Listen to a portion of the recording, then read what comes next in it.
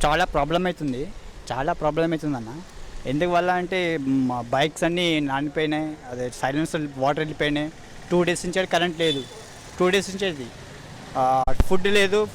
పాల ప్యాకెట్ తీసుకుందామంటే కూడా అవైలబిలిటీ లేదు. ఎందుకంటే చాలా ఇబ్బందిగా ఉంది. పిల్లలు ఏడుస్తూ ఉన్నారు. ట్యాంకీలో ఉంటాయి కదా వాటర్, అవి కూడా లేదు. స్నానాలు లేవు. సైలెన్సర్లో వాటర్ వెళ్ళిపోయినాయి. ఇక్కడ బ్రహ్మ వల్ల వేస్ట్ ఉంది. ఇక్కడ బాగానే ఉంది. అక్కడ ముంగడ వెళ్తే బాగా. ఏ కాలనీ కింద వస్తుంది? అది మాతాజీ నగర్ బాస్.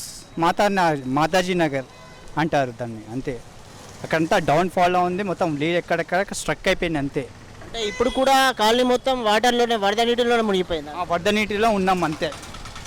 అందరూ వరద నీటిలో. అంటే ఇప్పటి వరకు ఎవరైనా అధికారులు కానీ స్థానిక నాయకులు కానీ వచ్చి మీకు పరామర్శించడం కానీ, మీకు ఏమైనా ఫెసిలిటీస్ ఏర్పాటు చేయడం కానీ? ఎవరు ఏం చేయలేదండి.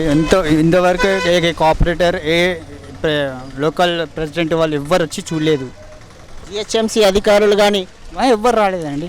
ఎవ్వరు వచ్చి రాలేదు. అందరు గ్రూప్ అంతా ఇక్కడే ఉన్నారు. అక్కడ ఎవ్వరు లేరు. చూడండి, వెళ్ళి చూడండి. అక్కడ ఒక్క మనుషులు ఉంటే చూడండి. అందరిని నిలబడి తమాషా చూస్తున్నారు అంతే. That's it. అంటే మీరు జిహెచ్ఎంసీ అధికారులకు కానీ ఎవరికైనా అధికారులకు కంప్లైంట్ చేయడం కానీ జరిగిందా? చేశామని ఇంత కూడా పట్టించుకుంటలేరు. చేశారు వాళ్ళు చేశారు కానీ ఇంత కూడా పట్టించుకుంటలేరు. ఓకే, ఇక్కడ మనం స్థానికులతో మాట్లాడడం జరిగింది. వాళ్ళు చెబుతున్నది ఏంటంటే, మేము జిహెచ్ఎంసీ అధికారులకు కంప్లైంట్ చేసినప్పటికీ ఇప్పటివరకు అయితే ఎవరు అధికారులు స్పందించి తమకు ఎలాంటి సహాయ సహకారాలు చేయలేదని, సహాయ సహకారాలు అందించడానికి ఎవరు రాలేదని చెబుతున్నారు. ఇప్పటికైనా నాయకులు కానీ అధికారులు కానీ స్పందించి తమకు తగిన సాయం చేయాలని వారు కోరుతున్నారు.